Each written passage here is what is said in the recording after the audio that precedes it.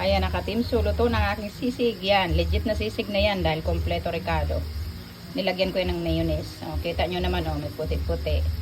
Kaysa dun sa nakaraang luto ko, maitim yun kasi toyo lang nilagay ko. May itlog din yan, dalawa. Kita nyo naman kanina dun sa ano. Tingnan nyo na lang yung video nito, yung buong video nito. Nakikita nyo kung ano Ricardo nito. Ang sarap. Amoy pa lang, mapapaubo ka na.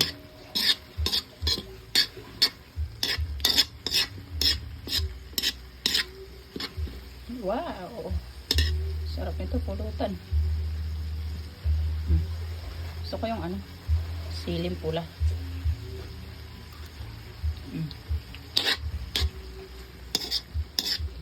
Palulutuin ko pa yung mga sili. Kasi matigas pa sila. Sarap yan kung malambot na malambot yung sili.